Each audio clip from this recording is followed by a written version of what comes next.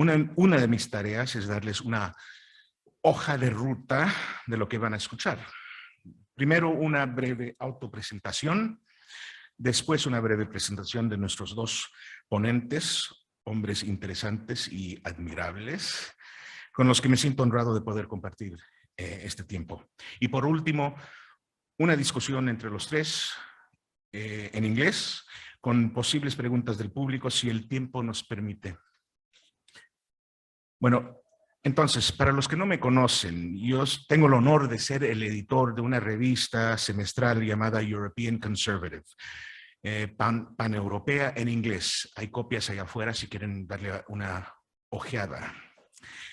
Esta publicación surge originalmente de algo llamado la Sociedad Vandenborg, un grupo de intelectuales conservadores fundado en 2006 por Andreas Kineking, un filósofo jurídico de la Universidad de Leiden en los Países Bajos. También el filósofo político Ondráš Lánci, ex rector de la Universidad Corvinus en Budapest. El ya difunto Caspar von Schrenck-Notzing, un destacado pensador de la derecha alemana de la posguerra y editor de la revista Criticón, que ya no existe. Y también el difunto Sir Roger Scruton. Vale la pena señalar que la Sociedad Vandenborg es el mismo grupo que en 2017 produce la Declaración de París, una Europa en la que podemos creer. Esta es una declaración de principios ratificada por muchos de los miembros de la Sociedad Vandenborg, pero también firmada por el eurodiputado Richard Legutko, Dalmacio Negro, Remy Bragg, Chantal del Sol, Pierre Manon y el fallecido Robert Speyman, entre otros. Esta declaración, por si acaso, está traducida a 25 idiomas y la versión española también está firmada por muchas personalidades del mundo intelectual español, algunas de las cuales están aquí. Y la pueden encontrar en el sitio web thetrueeurope.eu. Ahora, hablando de la revista European Conservative, con el paso de los años ha estado creciendo. Empezó como algo de 4 páginas, sin fondos, editada y escrita por voluntarios.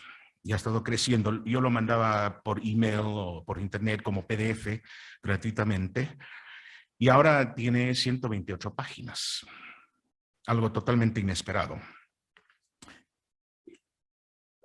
Hace unos años la rediseñamos, más bien hace año y pico, año y medio, la rediseñamos y la relanzamos con nuevos diseños, con un equipo profesional y ahora es otra cosa totalmente diferente. Y su sitio web también ha estado creciendo, con más noticias y análisis diario. 2 palabras finales sobre esta revista European Conservative, si me permiten. Primero, la belleza y la herencia del Occidente son sumamente importantes para nosotros.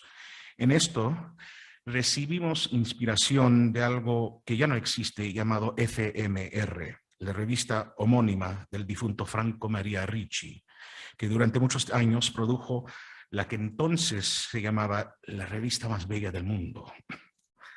Además de la belleza, nosotros también buscamos entender y difundir las ideas y pensamientos de lo que llamamos conservatismo respetable.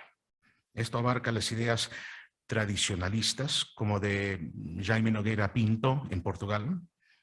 También se extiende a algunas ideas liberales clásicas, pero también buscamos ampliar la comprensión del pensamiento aristocrático y monárquico de vez en cuando. En definitiva, nos interesa todo aquello que se resiste a las abstracciones políticas y a los movimientos ideológicos de masas que inevitablemente pretenden reinventar la sociedad o crear un hombre nuevo. Ahora, hablando de los 2 ponentes. Creo yo que representan 2 estilos o concepciones diferentes de este conservatismo respetable. Primero, el doctor José María Benito, allá en la derecha, es doctor en filosofía y historia, además de ser doctor en Derecho por la Universidad de Münster.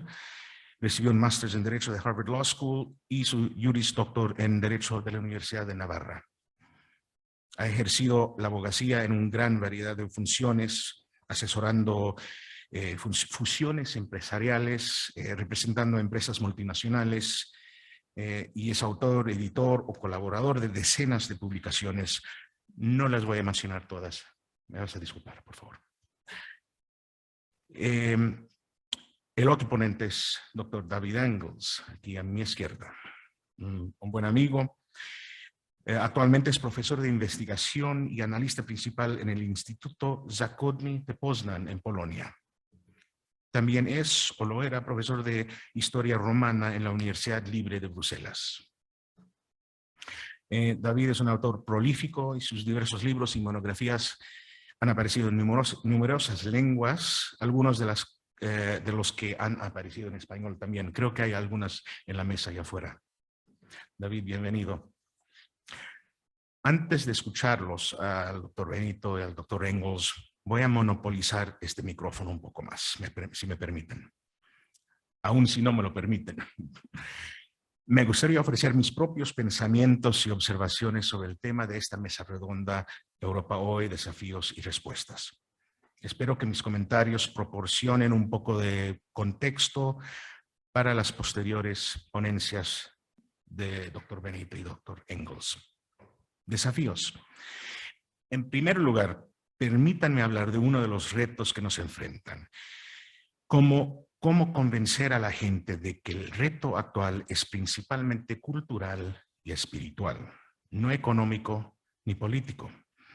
Creo que muchos de nosotros tendemos a perder de vista este simple hecho. Como lo han dicho otros, politics is downstream from culture. O sea, la política es la corriente que desciende de la cultura, creo que se diría así. O mirando más atrás, en los años en que los católicos estadounidenses Frederick Williamson y L. Brent Bozell vivían en San Lorenzo del Escorial y asistían a los actos de Montejurra y dirigían a escuelas de verano para jóvenes conservadores, su mensaje era igualmente: lo político es más profundo que lo económico y lo cultural es más profundo que lo político y lo espiritual es aún más profundo que lo cultural. Deberíamos recordar este mensaje, ya que hay una tendencia, tanto en la derecha como en la izquierda, a centrarse demasiado en los aspectos materiales de la vida.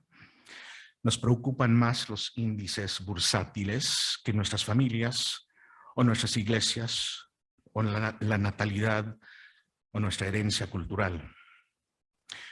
Como lo expresó, o como lo expresa más bien el filósofo François Javier Bellamy, que creo que estará con nosotros mañana, la indiferencia hacia nuestro patrimonio occidental es fundamentalmente consecuencia de una ingratitud y egoísmo. Si bien nos beneficiamos de todo lo que nuestros antepasados crearon y lograron, realmente no lo comprendemos y lo despreciamos.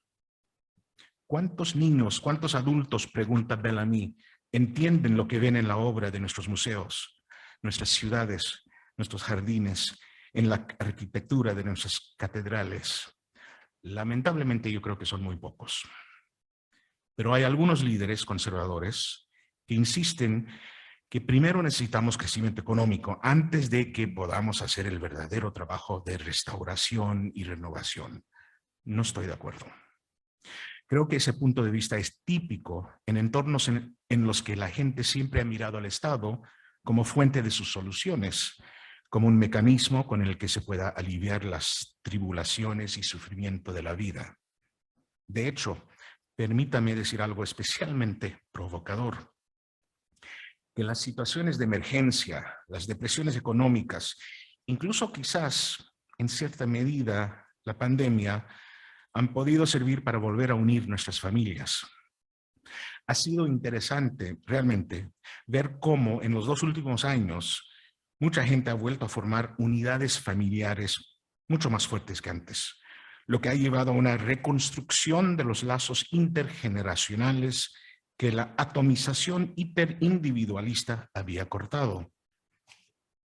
En estos últimos años, muchos han optado por llevar una vida más sencilla, redescubriendo sus raíces y reconstruyendo los pueblos abandonados de su juventud, como lo dice un poeta norteamericano.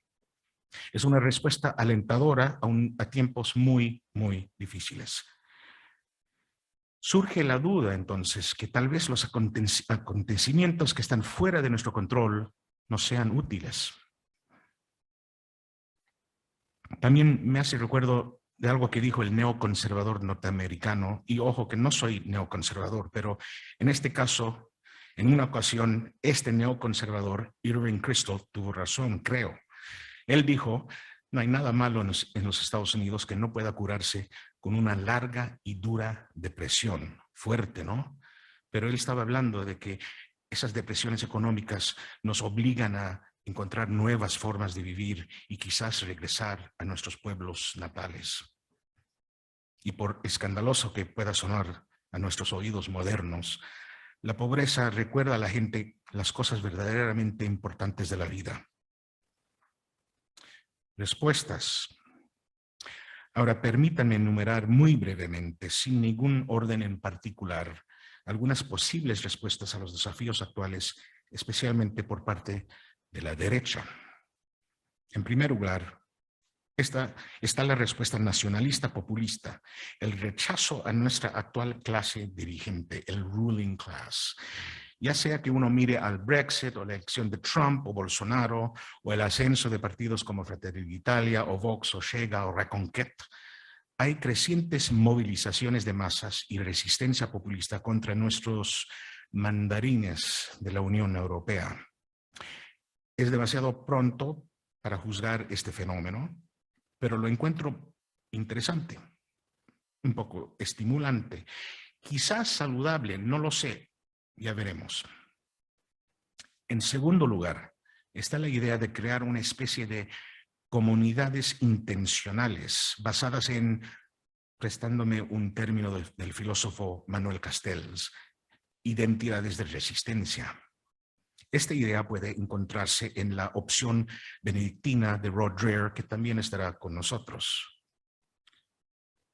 En tercer lugar, hay respuestas nacionales, como las que acaba de hablar Zoltán Szalay, respuestas como la de Hungría, que ha reforzado sus familias y sus fronteras, apoyando a las familias y a la natalidad y maternidad y defendiendo la identidad nacional y las tradiciones, están preservando su país, protegiendo el bien y evitando el malestar que otros países de Europa occidental han visto. En cuarto lugar, está la creación de opciones académicas alternativas en todo el mundo. Una nueva constelación de nuevas escuelas e instituciones educativas, nuevos centros de investigación, como Cefas, en las que la gente ha dado la espalda cada vez más a las corruptas instituciones académicas que han sido, hay que decir la verdad, completamente tomadas por los zombies de la ideología woke y se han hecho responsables de su propia formación intelectual y espiritual a través de programas como, bueno, no son programas, pero a través de actividades como homeschooling, educación en casa. No nos equivoquemos, estamos en una guerra por las mentes, los corazones y las almas de nuestros hijos. La construcción de instituciones alternativas es más necesaria que nunca. Y yo diría que lo mismo ocurre más allá del ámbito educativo, en el panorama de los medios de comunicación, por ejemplo, donde los medios de hoy son totalmente cómplices en la revolución cultural. Colaboran con la guerra contra el orden natural y simplemente ya no podemos confiar en ellos. Así que tenemos que hacer las cosas a nuestra manera. Tenemos que crear nuestras propias empresas, tenemos que crear nuevos medios de comunicación y boletines y revistas. Celebro, por ejemplo, la creación de Centinela aquí en España, o incluso el relanzamiento del debate. Muy buenas iniciativas. El objetivo final es volver a un mundo impregnado del espíritu del humanismo cristiano, lo que yo llamo resacralización del mundo, como yo mismo he argumentado en la colección de David Engels llamada Renovatio Europa. Ahí yo escribí lo siguiente: no podemos esperar una cristiandad renovada sin una recristianización total del Occidente, pero debemos comenzar con nosotros mismos. con nuestro trabajo y nuestras actividades, integrando todas estas dimensiones ordinarias de la vida con lo sobrenatural. Con esto llego a mi último comentario. Ninguna de las respuestas que he mencionado brevemente, ninguna respuesta política, ningún programa del sector público o privado, ninguna asociación de voluntarios tendrá importancia si no somos nosotros mismos ejemplos de ética y virtud. No importa cuántas estructuras alternativas construyamos, si nosotros mismos no volvemos a la fuente de todo, a la fuente de la creación, nuestros esfuerzos serán inútiles y la tierra que labremos inerte. Como escribió el teólogo francés Jean Danielou a mediados de los años 60 en Oración y Política, en inglés se llama Prayer as a Political Problem. Él dijo, no puede haber civilización si la adoración no tiene cabida en ella. Tal vez otra forma de expresarlo es con las palabras de un sacerdote español muy conocido. Estas crisis mundiales son crisis de santos. Al dejarles con este pensamiento, quiero invocar a mi propio abuelo materno, si me permiten, y perdonen que lo mencione aquí, pero es una fuente constante de inspiración. Periodista, diplomático, hombre de letras, católico, esposo y padre, lo tengo muy presente todos los días. En todo lo que hizo, buscaba la excelencia y vivía con una clarísima comprensión de lo que la virtud cristiana exige. En un capítulo del libro dedicado a mi abuelo, titulado El arquitecto del periodismo, el escritor boliviano Luis Ramiro Beltrán escribe lo siguiente. En un artículo premonitorio que publicó en marzo del 85, Guillermo Céspedes Rivera, mi abuelo, anticipó la hora de su muerte con orgullo y buen humor, escribiendo lo siguiente. Mañana, cuando deba emprender la última etapa de la existencia, frente a los 4 evangelistas, los 4 amigos mirarán mis manos. Están limpias y vacías. Comentarán con una sonrisa. Y un gesto cariñoso me señalará el camino hacia una bellísima y maravillosa galaxia. Que todos aspiremos a ser como él. Gracias.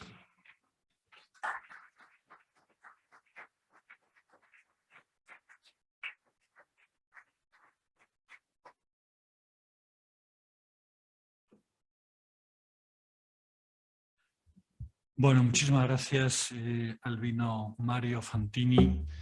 Muchísimas gracias, Elio Gallego, por haber organizado esta maravilla, que son estos días de poder hablar de todos estos temas y además con personas como Albino Mario y como David Engels. Y me alegra muchísimo que después podamos tener un debate.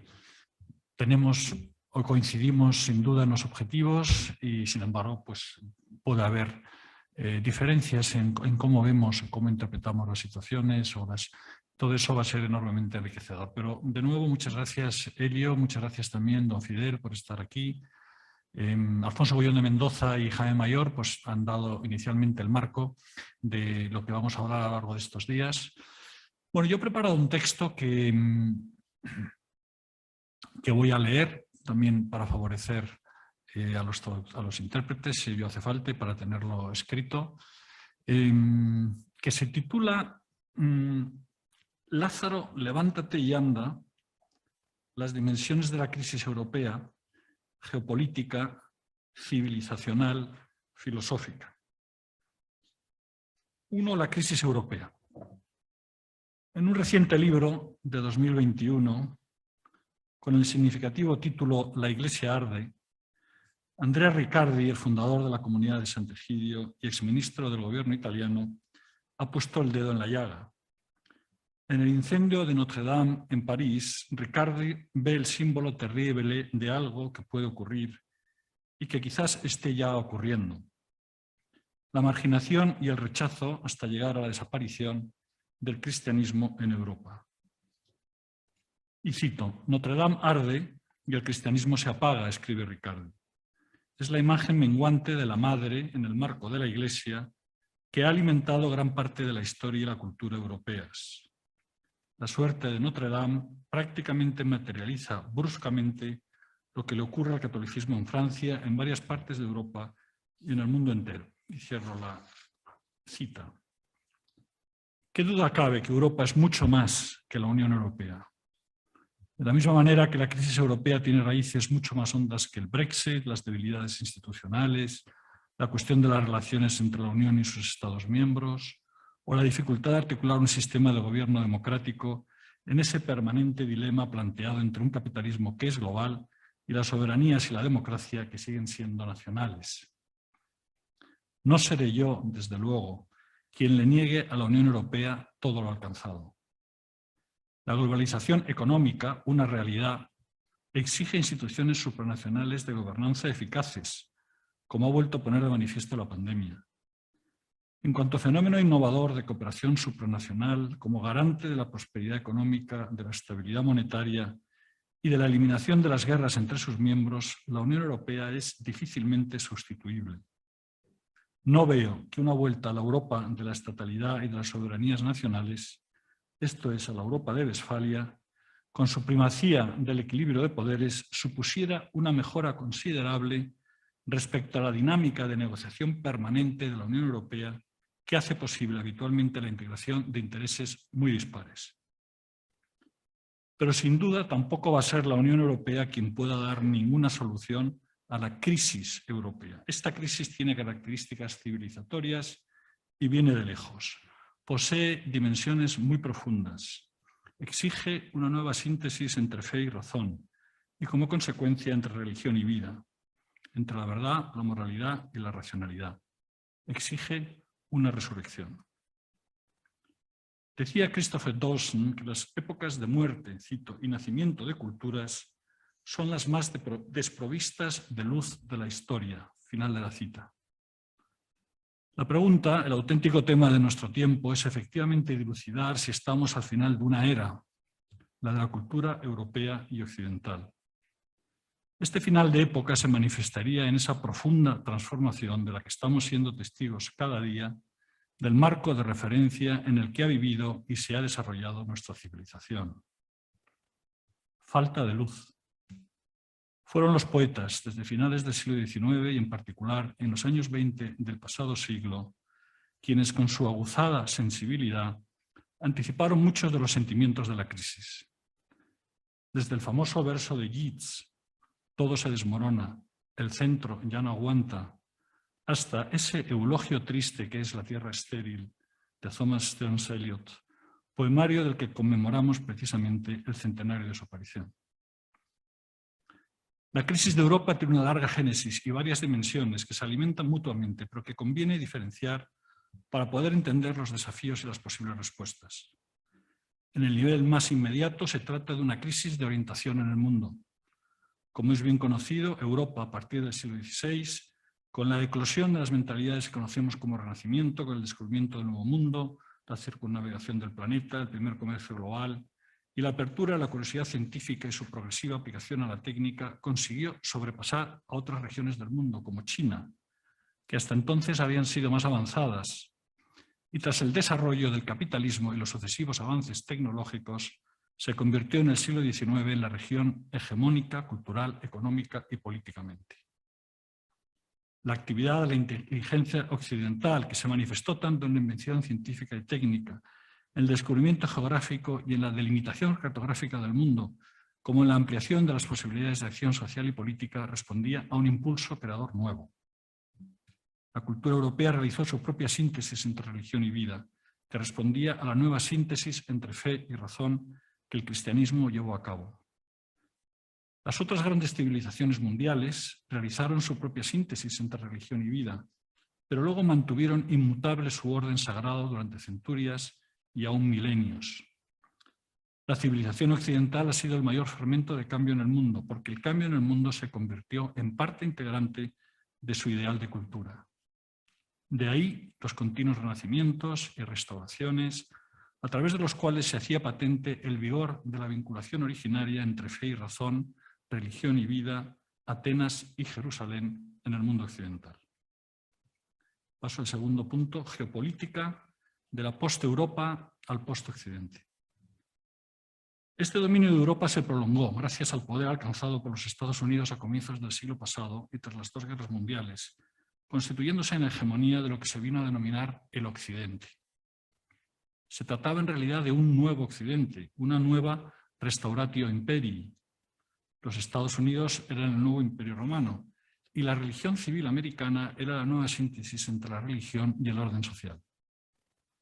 Esta restauración se trasladó también a los países europeos y fue el origen de los partidos demócrata cristianos que cumplieron su papel hasta la puesta en cuestión radical que supuso la Revolución Cultural del 68.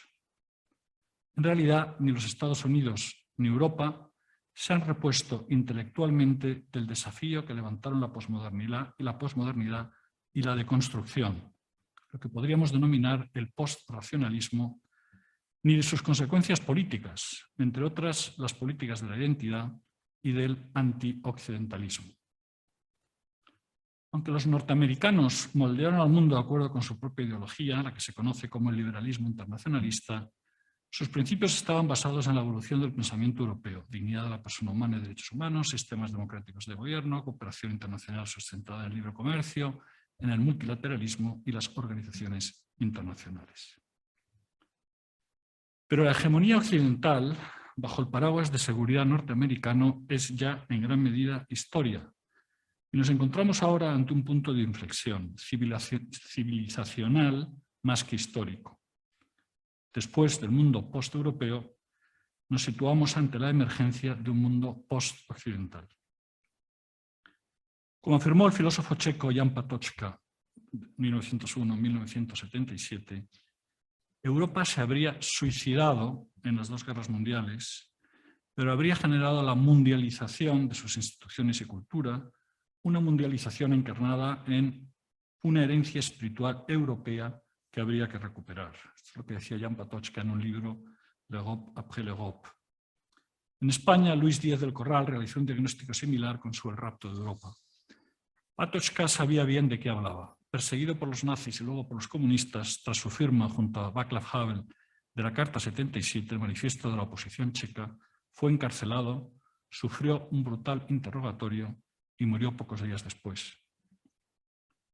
Era preciso, según Patočka, repensar ese nuevo mundo post-europeo.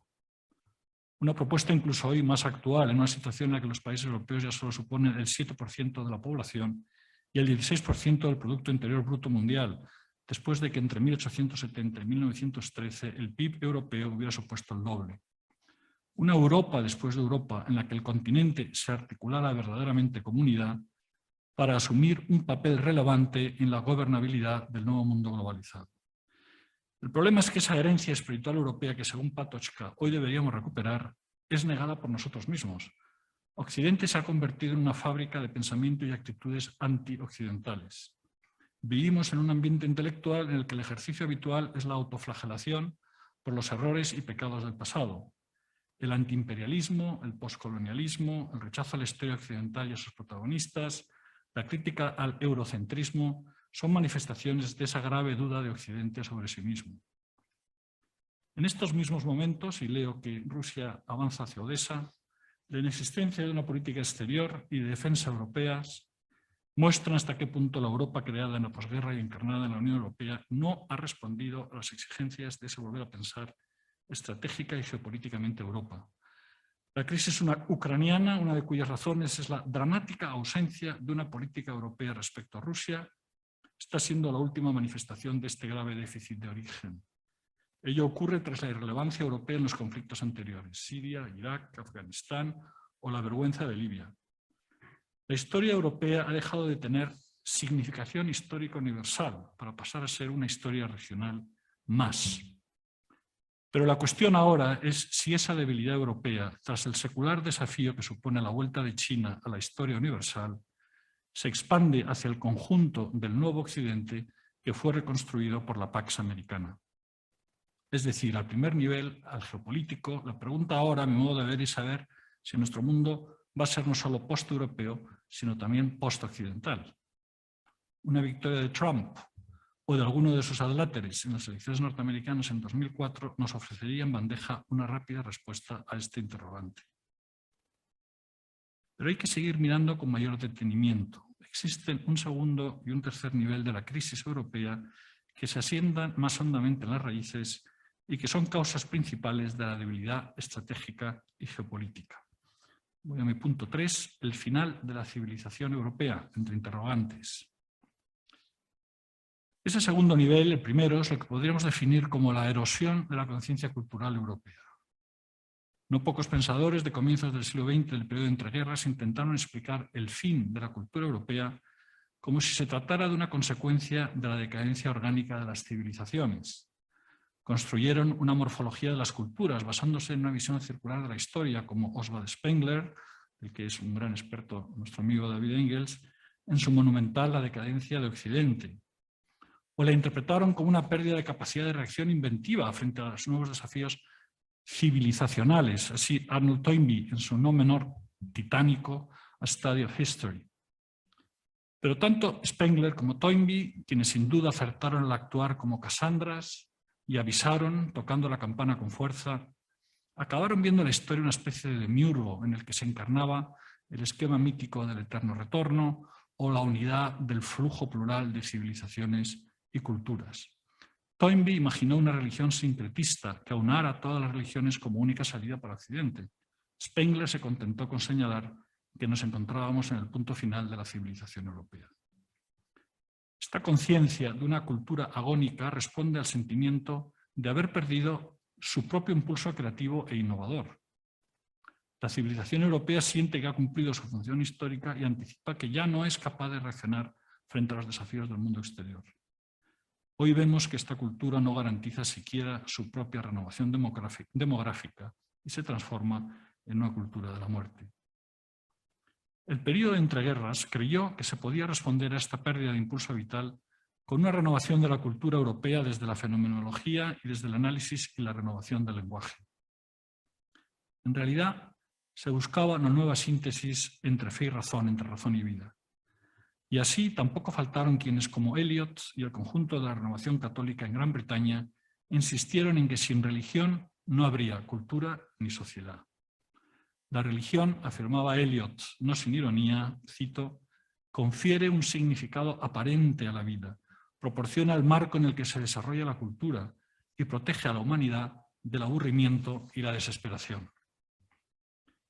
También en Alemania, desde posiciones completamente distintas, y por eso los he escogido, los filósofos de la Escuela de Frankfurt interpretaron esta erosión del pensamiento europeo como un progresivo debilitamiento de la sustancia que anima a la racionalidad. Horkheimer, Adorno o Walter Benjamin partían del materialismo histórico, pero quizás por ello mismo no dejaron de estar tentados por la nostalgia de lo sagrado. Con el trasfondo apenas explicitado de la apocalíptica judía, interpretaron ese cierre de la mente europea como una sucesiva erosión de la racionalidad. Desde la racionalidad material directamente vinculada a la fe, hasta su sustitución por la racionalidad formal del positivismo, particularmente influenciable por los mitos políticos de los años 30, en un tercer estadio, la racionalidad, vaciada en su contenido por la racionalidad económica, era desplazada finalmente por la hegemonía de la racionalidad tecnológica. Cuarto punto, la agresión antimetafísica. Pero previamente a la erosión de la conciencia cultural, el pensamiento europeo había desarrollado las bases de su propia puesta en cuestión radical con la agresión antimetafísica. Tuvo su punto álgido en las filosofías de la sospecha de finales del siglo XIX. Marx, Nietzsche y Freud vieron en la religión el origen de las alienaciones del ser humano, la farsa que impedía el verdadero desarrollo de todas sus potencialidades, el límite al superhumano, al transhumano. Y estos filósofos de la sospecha fueron los grandes inspiradores intelectuales, como sabemos, del 68 y del post-68, el ambiente espiritual en el que todavía estamos intelectualmente inmersos. La clave oculta de los diferentes movimientos deconstruccionistas y antirracionalistas, todos ellos finalmente antihumanistas, ha sido el nihilismo. Nietzsche estaba convencido de que la cultura europea estaba abocada al nihilismo como consecuencia del proceso de secularización y propugnaba como paradójica solución la secularización de la secularización. En los derechos humanos, en la democracia, en el humanismo, había para el melancólico de Sils Maria todavía muchos restos de religión cristiana. El eslogan «Dios ha muerto» pretendía ser un factor de movilización para inaugurar un nuevo orden social y político que reemplazase a la decadente cultura europea con un nuevo vigor y energía. Si la sinergia entre fe y razón, entre religión y vida, ya no era capaz de desplegar su dinámica de cambio e innovación, era preciso dar el salto del orden metafísico al reino de la intensidad y así constituir una moralidad que reafirmara el futuro. No deja de ser sorprendente, y a mí la verdad me emociona por haberla conocido un poco, a la par que aleccionador, que Jürgen Habermas, el heredero directo de la Escuela de Frankfurt, haya publicado en el año 2019, a los 90 años, su monumental obra de 1700 páginas dedicada a la historia de la filosofía y que su análisis se retrotraiga a la necesaria vinculación entre fe y razón, a la alianza entre Atenas y Jerusalén como condición ineluctable para la supervivencia de la cultura occidental. La misma medicina que San Juan Pablo II y Benedicto XVI han propuesto, un fortalecimiento de la religión desde el logos y del logos desde la fe. Habermas identifica los diversos momentos fundacionales del pensamiento occidental y sus fases críticas, desde el nominalismo tardomedieval hasta el callejón sin salida de la filosofía trascendental y la devastación posmoderna, y emite sirenas de alarma. Diferentes crisis en la relación entre fe y razón se superaron con nuevas síntesis. San Agustín al final del Imperio Romano, Santo Tomás en el medievo tardío, Francisco de Vitoria al inicio de la modernidad, el intento fallido de Kant en la Ilustración. El orden liberal democrático de nuestros estados de derecho no es autofundante, dice Habermas, siguiendo al constitucionalista Ernst Wolfgang Böckenförde. Se basa en condicionantes que los sistemas democráticos por sí mismos no pueden garantizar. Europa, la Unión Europea, no puede subsistir sin unos fundamentos que le son implícitos, pero que deben ser reafirmados y hechos visibles en el espacio público, la dignidad de la persona humana en primer término. Es decir, el orden político exige el mínimo de reconocimiento de unos valores morales. La argumentación racional como base de la democracia requiere un axioma, esto es, que las verdades pragmáticas que hacen posible el discurrir social y político tengan al menos un origen genealógico identificable, una presencia, algo previo y más grande que ellas, la pervivencia de un sentido de autoridad y de verdad. Sin Jerusalén no es posible Atenas. Aunque Habermas no se atreva a mostrar todas las consecuencias, sus 1700 páginas de la historia de la filosofía terminan en medio de una gran sorpresa. No un esperando a Godot, sino una reafirmación de la necesidad de esa revinculación permanente entre fe y razón, entre verdad religiosa y orden social y político. El pensador del lago de Starnberg reivindica incluso la capacidad de regeneración espiritual y real del mundo a través del culto sagrado. Sin una pervivencia del significado sagrado de la dignidad de la persona humana, no son posibles los derechos humanos ni el orden liberal democrático. Los famosos valores europeos, hoy tan cacareados, se convierten, sin la referencia al cristianismo, en flatus vocis, cuando no en la tiranía de los valores. Pero sin Atenas tampoco es posible la síntesis que crea la cultura europea, es decir, fe y razón se retroalimentan. Ese es el núcleo de la dinámica de la cultura europea. Y así el antirracionalismo de las últimas décadas no ha hecho sino alimentar el sentimiento anticristiano. Existe, por tanto, un nivel más profundo de la crisis, que es el filosófico-teológico. Es la continuación del largo enfrentamiento de lo que en ámbitos eclesiales se llamó la lucha entre el modernismo y el cristianismo. Solo que si el modernismo buscaba sobre todo la marginación de la fe ante la absolutización de la razón, el ataque frontal que supone la deconstrucción y sus diversas derivaciones a la racionalidad occidental conlleva una radicalización de la ruptura del vínculo entre fe y conocimiento, entre la verdad moral y el orden social y político. Y termino, punto 5, las respuestas. San Juan Pablo II y Benedicto XVI han sido plenamente conscientes del desafío que suponían el modernismo tardío y el posmodernismo para Europa y la cultura occidental. Analizaron la situación cultural y teológica desde un punto de vista intelectual y religioso y propusieron diversos caminos. Juan Pablo II, por ejemplo, Se enfrentó primero a las tentaciones de politización de la religión que se manifestaron en la teología de la liberación como una teología política y lideró un vasto programa de refundamentación de lo intramundano desde la fe, guiado por un acerado sentido histórico. Una prueba muy palpable de ello fue su insistencia en las raíces cristianas de Europa.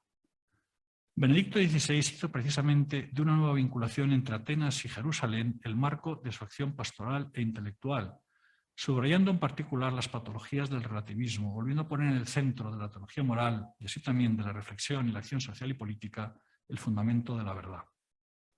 El Papa Francisco ha puesto el acento en una actualización del mensaje evangélico, de su carácter comunitario e inclusivo, de su humanidad, y no deja de subrayar la importancia de luchar contra la burocratización y los formalismos, de insistir proféticamente en la opción profundamente cristiana por los marginados. Considero que es un gravísimo error y una lamentable pérdida de tiempo perdernos en disputas internas. Todo el que no está contra mí, dice el mismo Jesucristo en el Evangelio, está conmigo. Es preciso saber salvar en cada propuesta lo que tiene de valioso. Las diferentes estrategias sugeridas, por ejemplo, para llevar a cabo la cristianización de Europa son positivas. Tiene su lugar la que se ha llamado la opción benedictina, pues es obvio que la oración y la vida espiritual siguen siendo el fundamento de cualquier acción exterior. Como lo tiene la educación y el acento en las minorías creativas, una propuesta de Benedicto XVI tomada curiosamente de Toynbee, o el diálogo amistoso con las otras posiciones y las oposiciones al cristianismo sugerido por el cardenal Scola, o la estrategia de resaltar lo cristiano implícito en la sociedad democrática. También considero que el debate actual sobre los intelectuales cristianos es útil. Puede servir para darnos cuenta de que hay que contrarrestar con argumentos, experiencias y sentimientos el ambiente cultural dominante. No creo que la cuestión se zanje con decir que lo importante es ser buen intelectual y que ser o no católico o cristiano sea un simple adjetivo. Lo católico afecta también de raíz a cómo se piensa y lo que se piensa. Y por supuesto hace falta las plataformas de movilización para hacerse presentes sin intimidaciones en el espacio público. Resucitar. Una nueva síntesis.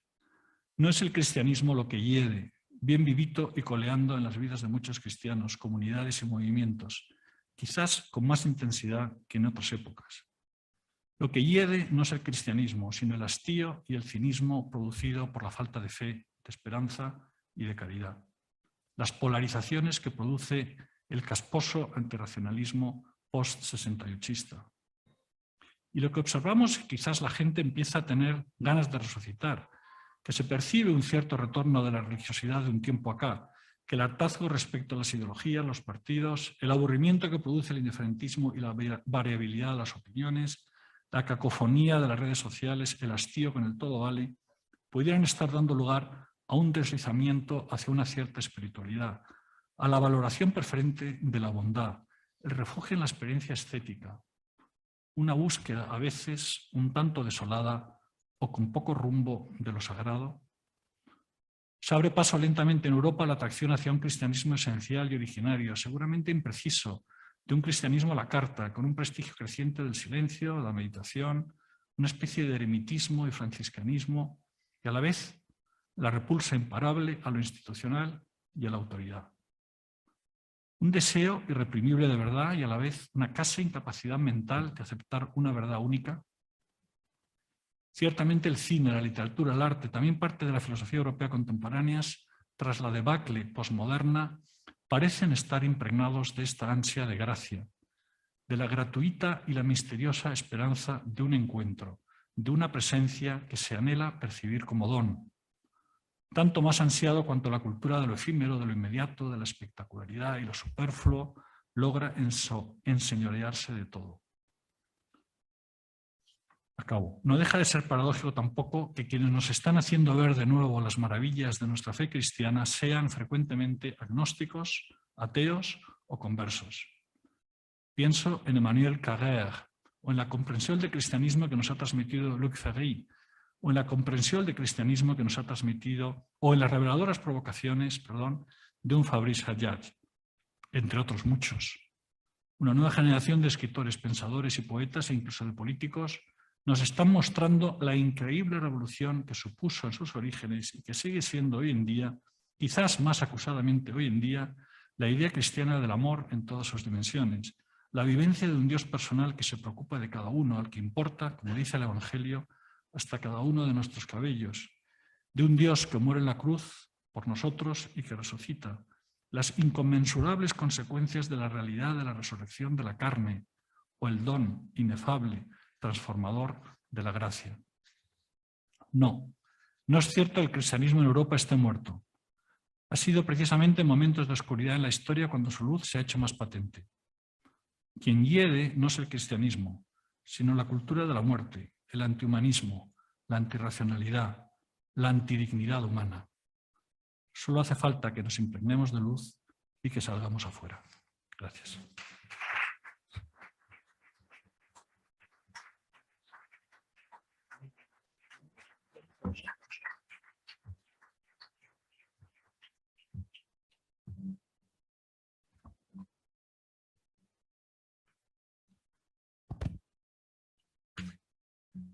Ladies and gentlemen, first. Bien, señoras y señores, en primer lugar, muchas gracias a los organizadores por organizar esta conferencia y por permitirme escapar un poco de la realidad del invierno polaco.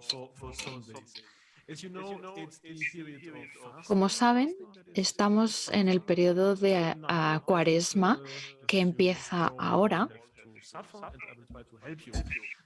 Todos tenemos que sufrir y yo voy a ayudarles con el sufrimiento, no solo presentando una conferencia muy deprimente, sino también retrasando el momento de la cena al que probablemente todos están esperando, unos 15 minutos. Vamos a hablar de la disrupción del futuro político en Europa.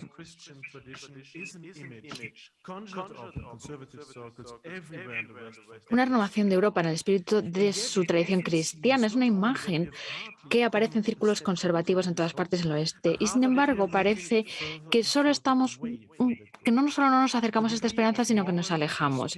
El grado de corrupción moral y espiritual de Occidente está llevando a nuevas dimensiones cada día. Mientras tanto, no solo su salud moral y estabilidad económica se ven amenazadas, sino también su supervivencia misma como civilización independiente. Y no es solo por la inmigración en masa desde fuera de Europa, sino mucho peor por el aislamiento, el distanciamiento interno de los europeos de su herencia cristiana y, por lo tanto, de la propia esencia de su civilización. Las tradiciones occidentales también se nutren de fuentes distintas a las cristianas. Solo tenemos que pensar en la tradición grecorromana, en la tradición celta precristiana, germana y eslávica. Y la Iglesia desde entonces ha trascendido en el continente europeo y se ha enraizado en otras partes. Pero el cristianismo europeo y la identidad occidental tiene intersecciones muy amplias desde una perspectiva histórica que por muchos siglos las personas se han visto inclinadas a hablar incluso de identidad. Y queda claro que no se pueden arrancar las raíces de uno sin destruir el otro.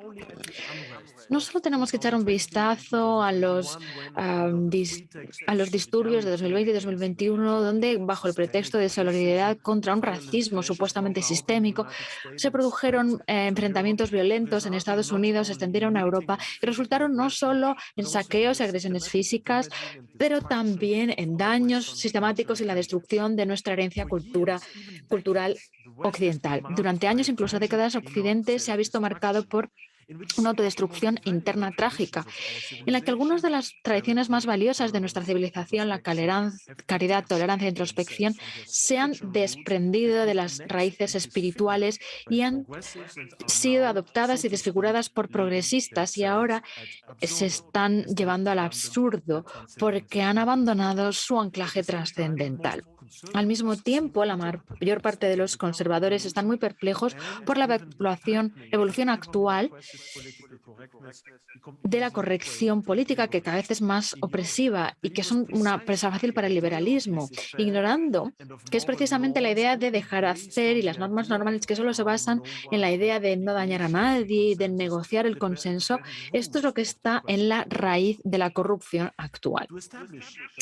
Para establecer un nuevo punto medio entre el liberalismo y la izquierda, tenemos que comprometernos a lo que llamo experialismo y se presenta junto con varios compañeros de toda Europa en mi libro Renovatio Europa. El esperalismo obtiene su nombre del anhelo faustiano típicamente occidental de lo que está más allá del horizonte, lugares utópicos como las Hespérides, la Atlántida, Avalon, Utopía o Valinor. Y está caracterizado por un compromiso positivo con las tradiciones históricas de Occidente y, por lo tanto, la cristiandad, por un esfuerzo político de una unificación constructiva de las naciones europeas más allá de la burocracia de la Unión Europea y la estrechez de miras nacionalista. El esperalismo defiende la idea de una Europa que, por una parte, sea suficientemente fuerte para proteger al Estado-nación individual frente al auge de China, la explosión demográfica de África, la difícil relación con Rusia y la radicalización del Oriente Medio. Pero, por otra parte, este tipo de Europa solo va a ser aceptada si se mantiene leal a las tradiciones históricas de Occidente en lugar de luchar contra ellas en nombre de un universalismo multicultural quimérico.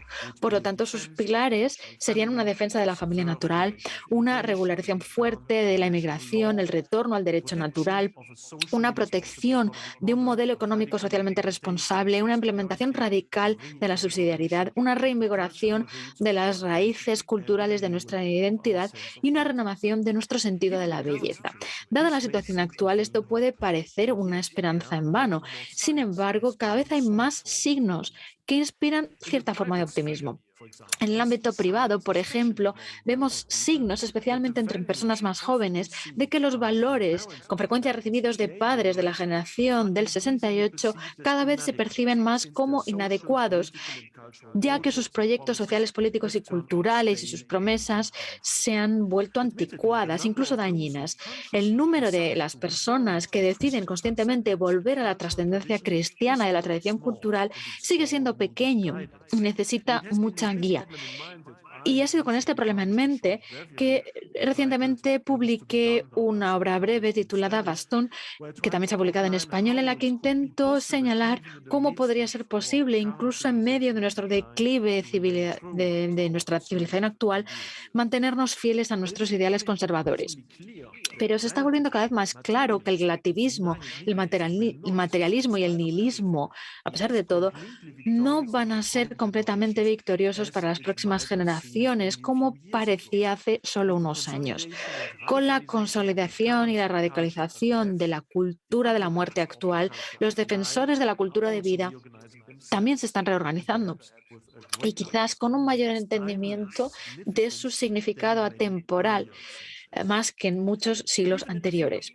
Pero incluso en el campo de las luchas políticas no se ha perdido toda esperanza. Por un lado, la amenazante acumulación de varios potenciales externos e internos, potenciales de conflicto, ya sean económicos, políticos, sociales, demográficos, ecológicos o étnico-culturales, esto nos está llevando a una mayor concienciación de muchos ciudadanos sobre la gravedad de la situación y la necesidad de repensar de manera fundamental nuestra sociedad, aunque de momento esta conciencia la explotan aquellas personas que han creado los problemas que acabo de citar. No obstante, ya sea la polarización social, la parálisis de las instituciones políticas, el riesgo de ver la población cristiana en grandes ciudades convertirse en grupos minoritarios, las desastrosas consecuencias de la sobreexplotación de nuestro entorno, el fracaso del sistema educativo, la banalización del aborto y la eutanasia, los riesgos del transhumanismo, la corrupción moral inducida por el culto al consumo omnipresente, se está volviendo cada vez más claro para todos que nuestra civilización se encuentra en un estado de desequilibrio peligroso y que la solución no puede ser keep calm and carry on, sino una reconfiguración fundamental. Debe ser nuestro objetivo demostrar que dicha reconfiguración no puede ser garantizada por las personas responsables de la crisis, sino solo por una vuelta a los valores que durante siglos han asegurado el éxito de Europa. Sin embargo, ¿quién debe llevar a cabo esta conversión cuando los partidos políticos llamados cristianos que ya existen cada vez abandonan más sus creencias políticas principales y los partidos populistas solo tienen algunas soluciones constructivas que ofrecer aparte de una enumeración dolorosa, aunque cierta, de nuestros fracasos como sociedad. Desde hace algunos años, la información ha aparecido una idea gradualmente de que aquellos que quieren proteger la esencia cristiana de Occidente deben hacerlo a nivel nacional, pero también a nivel europeo. Un ejemplo típico de ello sería el modelo de que los estados de Visegrado podrían desempeñar. Mediante su cooperación y su énfasis en la herencia cristiana, está mostrando que existe una alternativa a los extremos de los estados-nación y del universalismo eurocéntrico. Los desarrollos de los próximos años es probable que intensifiquen esta tendencia. Vamos a ver, como se espera en general, una reestructuración de los partidos conservadores europeos y una posible extensión de la esfera de Visegrado en el marco del proyecto trimario. En Europa occidental, en la crisis que está que está creciendo, cada vez se van a descartar. El este puede convertirse en el nuevo ancla del continente para la estabilidad y pueden cambiar muchos otros parámetros. El preámbulo para una Confederación de Naciones Europeas que acabo de publicar en nombre de la Asociación de Artistas Polacos podría ser una primera indicación de la dirección hacia la que puede tender esta cooperación europea. El modelo en el que se basan sería más la subsidiariedad y la autolegitimación trascendente del Sacro Imperio Romano-Germánico, más que el centralismo y el laicismo jacobinos. Incluso aunque mucha gente todavía no se ha dado cuenta, la era de los partidos clásicos ya se ha acabado. El aumento meteórico de Donald Trump, su antítesis, el presidente francés actual, además de la desintegración cada vez mayor del centro izquierda y el centro derecha, esto lo han demostrado. Frente al fracaso evidente de la democracia de partidos representativos, el descontento de los ciudadanos con un aparato de partidos intercambiable principalmente está creciendo y al mismo tiempo el anhelo de modelos humanos inmediatos está aumentando. Por supuesto, este desarrollo tiene un peligro cuando consideramos la confusión que puede producirse por la atracción ejercida por personalidades carismáticas en tiempos de crisis. Pero al mismo tiempo, este cambio en tácticas políticas tiene un gran potencial para una rápida transformación de las estructuras de la sociedad que, desde la perspectiva de hoy, pueden parecer que no pueden cambiarse. Pero ¿cómo puede lograrse este objetivo? Aunque el este de Europa probablemente mantendrá gran parte de sus instituciones democráticas, cabe esperar que el oeste asista a un colapso de la democracia de partidos tradicionales y que los conflictos políticos ya no se solucionen dentro de los parlamentos, sino entre grupos armados cada vez más agresivos en las calles y entre redes rivales de medios. Mientras que las instituciones estatales van a verse más o menos impotentes fuera de algunas áreas estratégicas, como los centros de las ciudades. En esta lucha, los estados de Visegrado podrían convertirse en un activo importante para todas las fuerzas conservadoras occidentales y una base de poder en la que puede organizarse la resistencia, la reorganización y una expansión activa. Quien muestre esta capacidad de crear ley y orden entre distintas sociedades paralelas en la que se está fragmentando nuestra civilización y quien pueda ejercer el dominio de su narrativa ideológica en los medios, se convertirá en el candidato más creíble para las personas, así como para los grandes actores económicos, para garantizar la estabilidad, la paz y una continuación de los beneficios. Y tendrá el poder para implementar este nuevo orden, un poder garantizado por un apoyo popular plebiscitario periódico, mientras que el juego parlamentario se difuminará y será una confirmación superficial de las estructuras de poder reales tras las fachadas.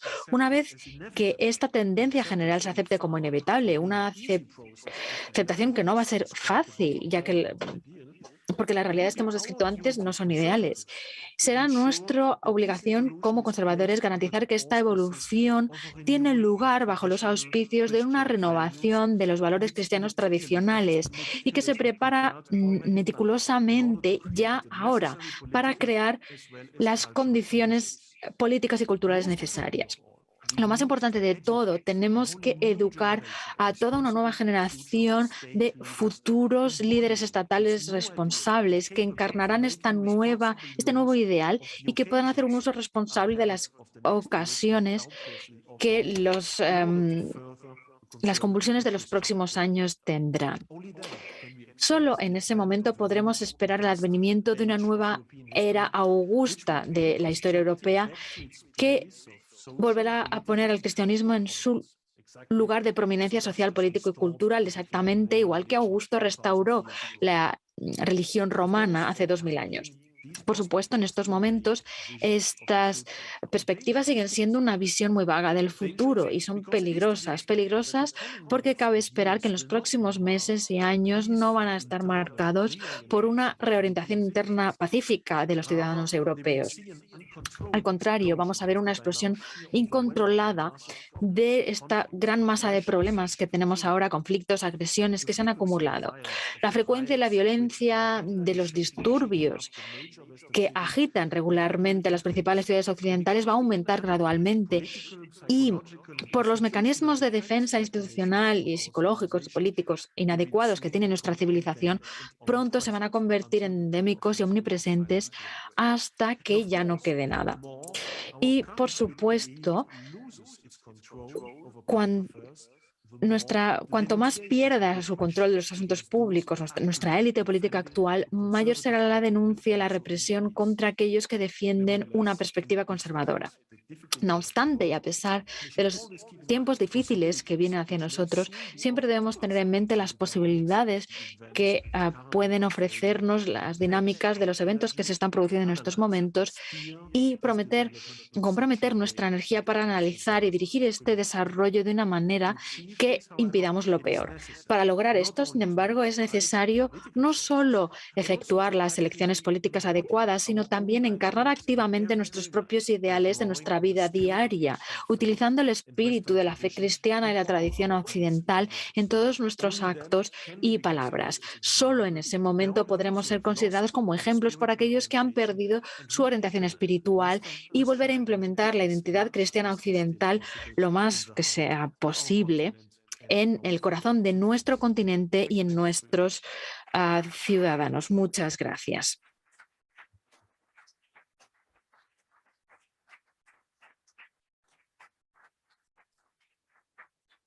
Ahora voy a cambiar al inglés. Con permiso. Estoy encantado de haber tenido dos presentaciones ricas que se han solapado y son complementarias. Me encantaría mantener una conversación entre los tres, pero yo creo que debería preguntar primero al público si hay alguna pregunta, porque yo creo que a lo mejor ahí en el público podría haber alguna pregunta. En cuanto a la política restrictiva de la inmigración, ¿cómo encaja con la ética cristiana, más allá de conservar o hacer crecer una hegemonía cultural cristiana? ¿Es para el doctor Engels? ¿Se está traduciendo? Bien.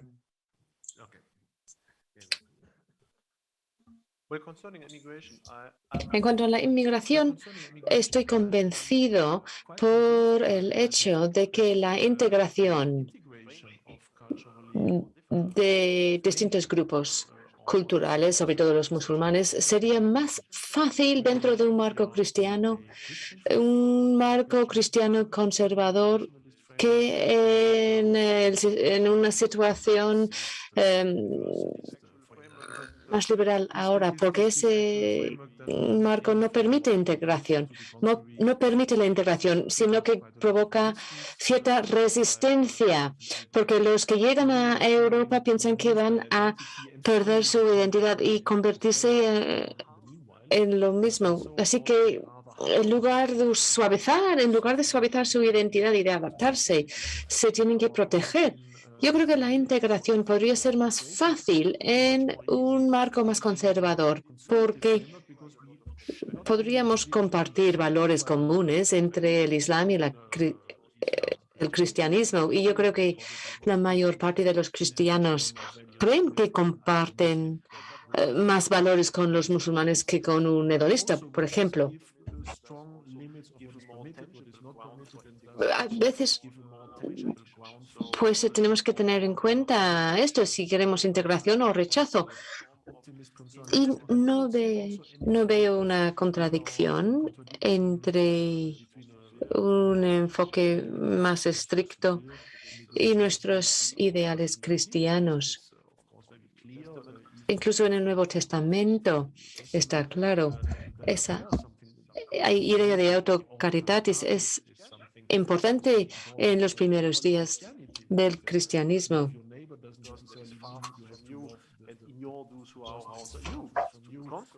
Se habla de amar al prójimo y unas formas jerárquicas de la caridad. Yo creo que está una forma o un pensamiento establecido que viene de los primeros días del cristianismo, que establece la base para esa regulación de la inmigración. Bueno, en cuanto a esa pregunta, es un punto importante. No sé cómo. Según los principios éticos cristianos, no veo cómo se puede justificar una política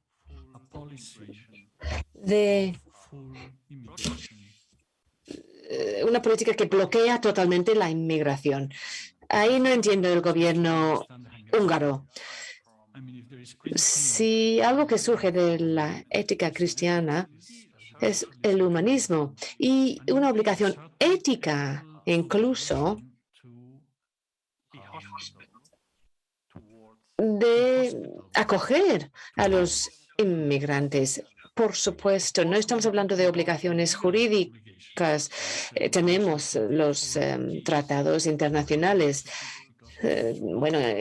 Hay opiniones raciales, ideológicas, pero aquí estamos hablando de una ley internacional que hay que cumplir, que establece que hay que evaluar el caso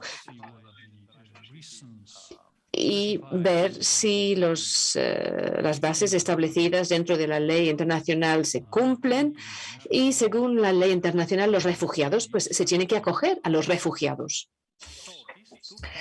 Estos dos puntos, cuando yo escucho esos discursos políticos de la derecha que establecen como objetivo político prohibir la entrada de refugiados y de inmigrantes, yo creo que al nivel de la ley internacional y según la ética cristiana, no creo que sea algo justificable. Y luego, por otro lado, tenemos el aspecto práctico.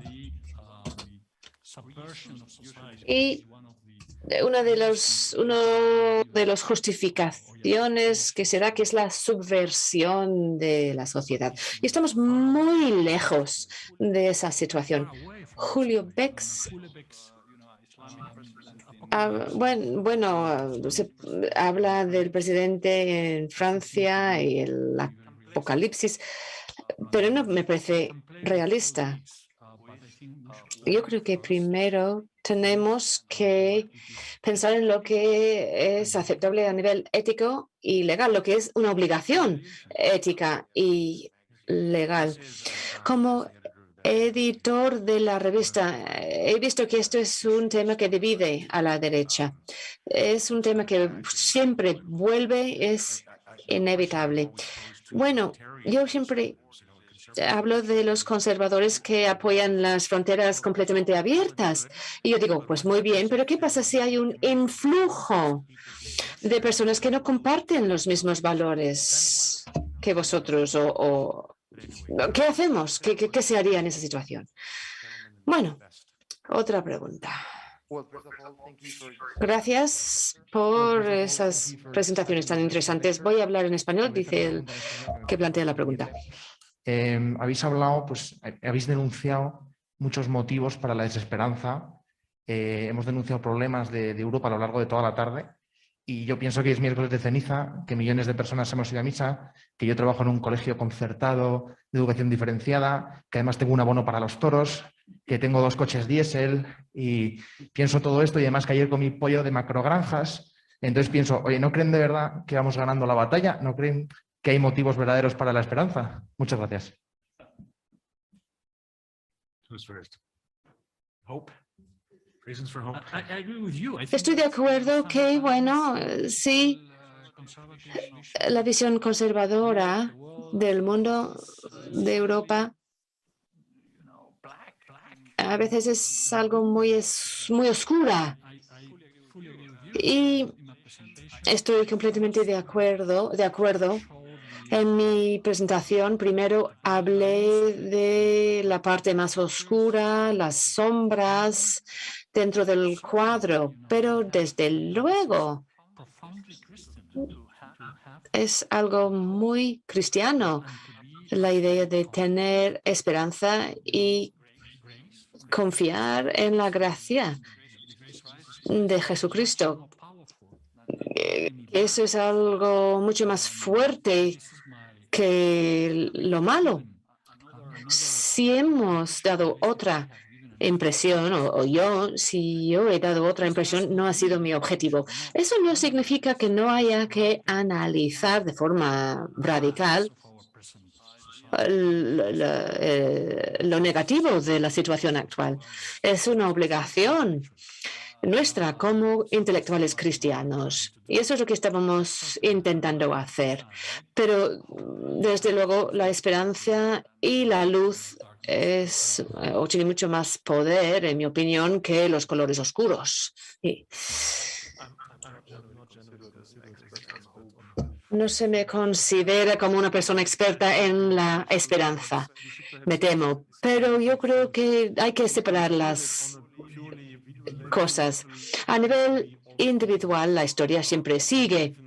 Claro, incluso las personas que vivieron en esos siglos oscuros, la caída del Imperio Romano, a lo mejor no eran conscientes de ese cambio, de ir de un mundo muy civilizado a la edad de piedra, casi en 2 generaciones. Bueno, simplificando mucho, pero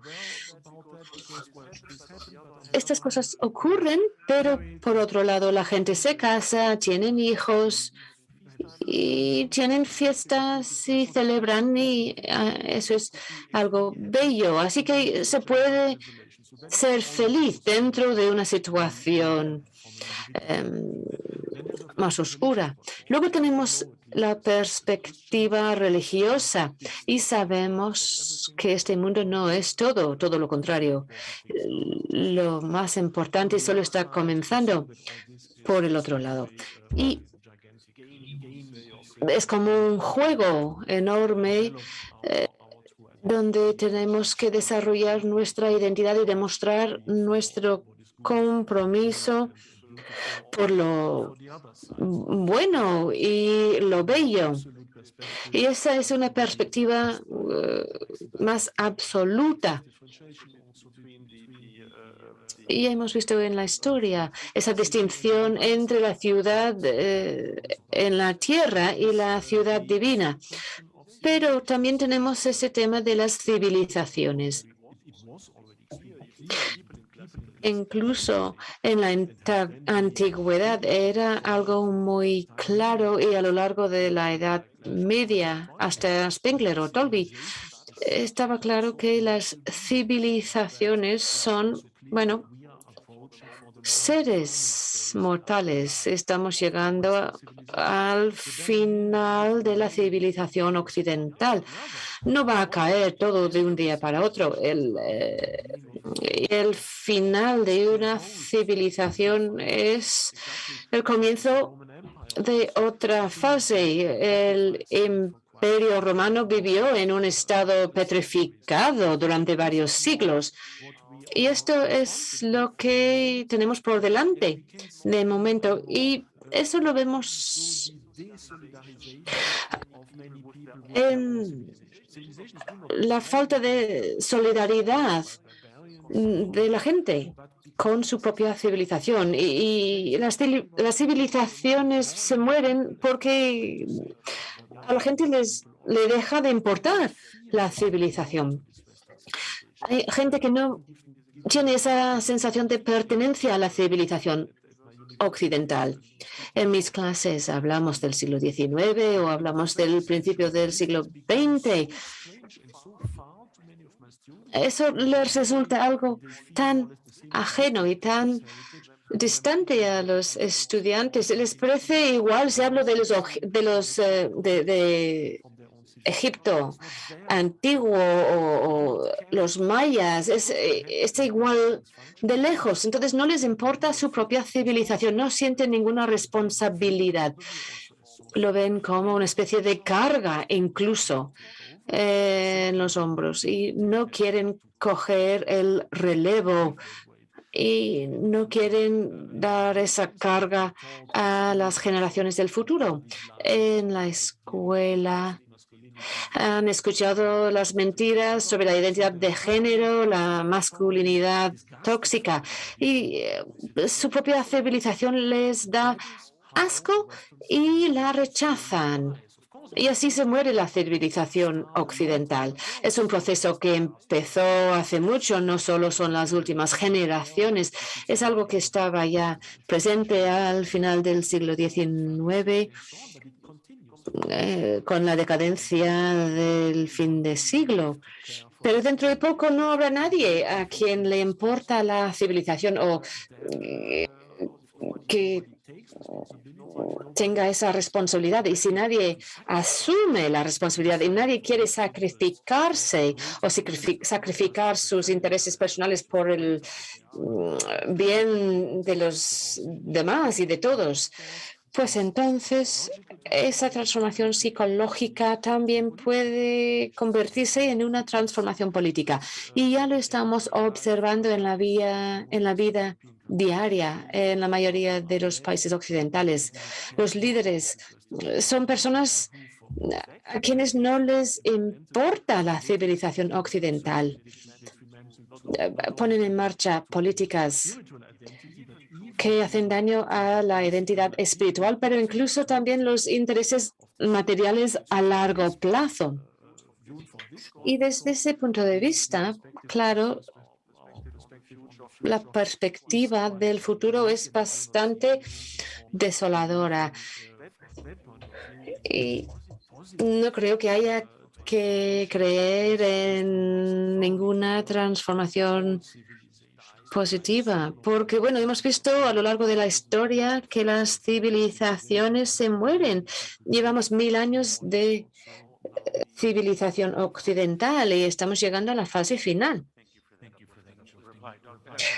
Gracias por esa respuesta tan inspiradora. Dos más, por favor.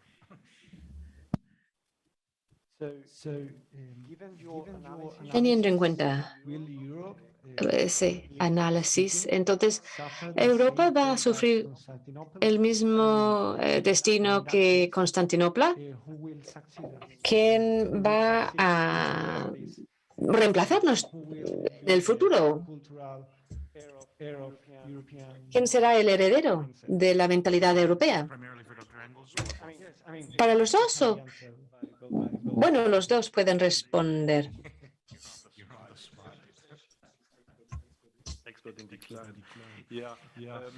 El experto en el declive. Bueno, yo no pienso en el final del Imperio Romano o en Constantinopla. Yo pienso en el final de la República Romana, el primer siglo antes de Cristo, con las guerras civiles. Claro, ahora tenemos la forma occidental, pero también la transformación en una existencia petrificada como hubo en el Imperio Romano durante un par de siglos. Podríamos hablar del final de la República, pero también otras épocas en otras civilizaciones. Eso en cuanto a Constantinopla o el final de la República. Y en cuanto a los que vengan en el futuro, pues no tiene por qué haber un sucesor. Si pensamos en la civilización de Irán, ahí el territorio, bueno, la civilización musulmán entró ahí en el siglo VII o VIII y después de una civilización, eso, bueno, no significa que tiene que llegar una civilización joven. Podría haber simplemente un vacío durante varios siglos. La historia ocurre fuera de las civilizaciones también. Las civilizaciones son excepciones, incluso crecen en un territorio, se mantienen unos 1000 años, luego desaparecen. Se crea un estrato petrificado histórico como una capa que luego llegan otros surgen o...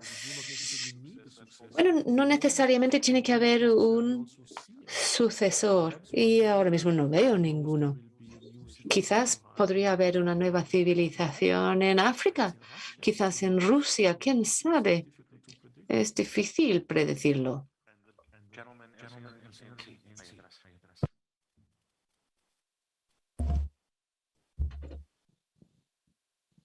¿Puedo quitarme la mascarilla?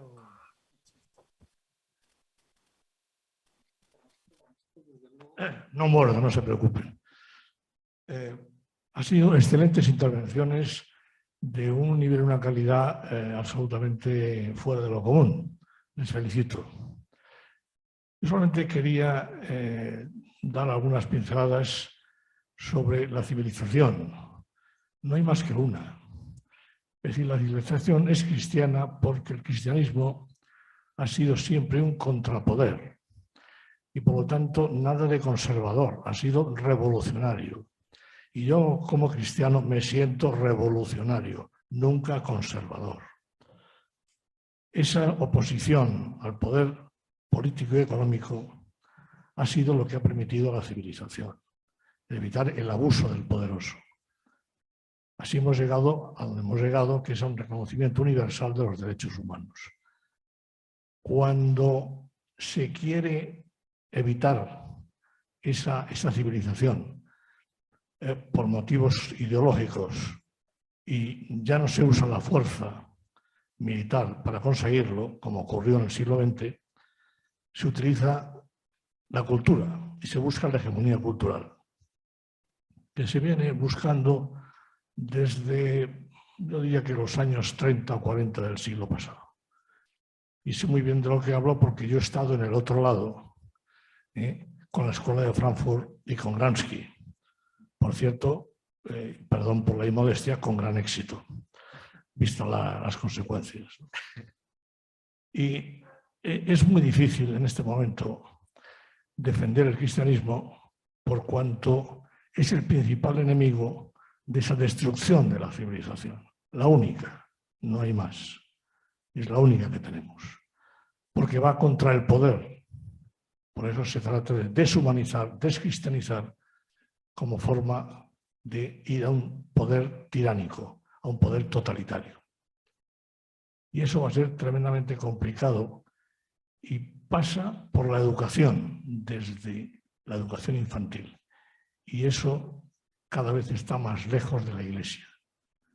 Y es más problemático y tiene consecuencias más graves. De todas formas, no hay mal que por bien no venga, porque eso puede hacernos recuperar esa responsabilidad que da la libertad y que el principio de subsidiariedad en Europa, sobre todo, no lo veamos a la inversa. Lo que puede hacer el Estado, ¿para qué voy a hacerlo yo? Prefiero dejar mi libertad en manos del Estado si con eso tengo menos responsabilidad y eso lleva a la decadencia. Espero que al final nos demos cuenta de que sin libertad no tenemos nada y la verdad es la que nos hace libres.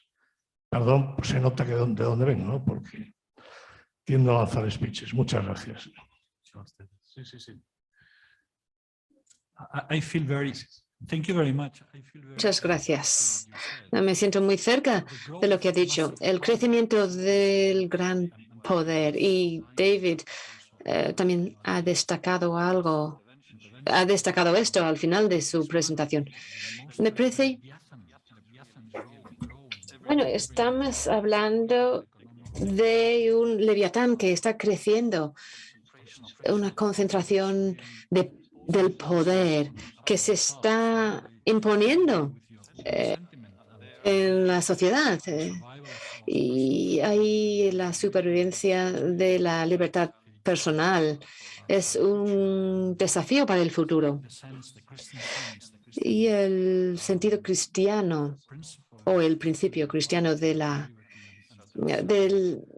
libertad y del individuo es muy importante en términos políticos y sociales. Estoy de acuerdo, sí. A mí me gustaría decir, de nuevo, gracias a los organizadores, Albino y Helio. Gracias. Pero de nuevo, bueno, como siempre, estas conversaciones nos ayudan cuando preparamos para estos eventos, nos ayuda a entender las cosas mejor y ha sido muy útil para mí. No sé lo que opina David. Bueno, me uno a lo que ha dicho José María con ese agradecimiento por invitarnos aquí y permitir esta conversación. Yo creo que estos 3 días van a ser muy interesantes. Estoy encantado de que este tipo de debate sea posible y me gustaría decir algo en cuanto a esto. Los organizadores en esta universidad, estos días, estos temas, estas presentaciones tan difíciles como las nuestras, bueno, es difícil organizar este tipo de evento en algunos países. Por ejemplo, en Alemania tendríamos muchísimos problemas con personas fuera queriendo causar problemas. Así que estoy encantado de que esto sea posible todavía en España con este sistema universitario, porque es lo que necesitamos. Necesitamos compartir nuestras ideas, nuestra idea de la civilización cristiana europea, para compartir la idea con los jóvenes. Como conservadores a veces pensamos que somos, el 5%, que tenemos que luchar contra el 95% de la población, pero no es así, porque casi el 95% pues no les importa casi nada y siguen lo que ven en los medios. Así que no estamos hablando del 95% como antagonistas. No, estamos hablando de un 5%. Claro, ellos controlan los medios y las academias, etcétera, pero no estamos hablando de una batalla desigual. Y yo estoy seguro de que si los medios o el sistema educativo tuviese la posibilidad de expresar un contenido más conservador, entonces ese 95% de la población que no tiene ningún interés empezaría, sin darse cuenta, a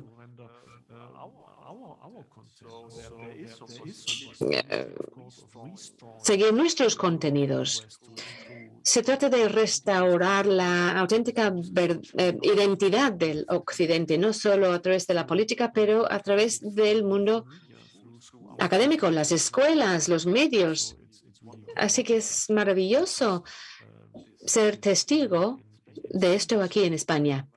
Así que muchísimas gracias por darnos algo de esperanza también. Y un último comentario antes de terminar, para responder a ese comentario maravilloso de ese señor, ese comentario provocador. La palabra conservador siempre da lugar a un debate. ¿Qué significa hoy en día con los desafíos de ahora? Cada vez más los conservadores se llaman a sí mismos como conservadores revolucionarios o disruptores. Yo creo que estamos llegando a una fase nueva donde cada vez más hablamos de la disrupción o trabajar alrededor de los poderes. Bueno, y con eso terminamos. Muchísimas gracias a estos dos señores, caballeros.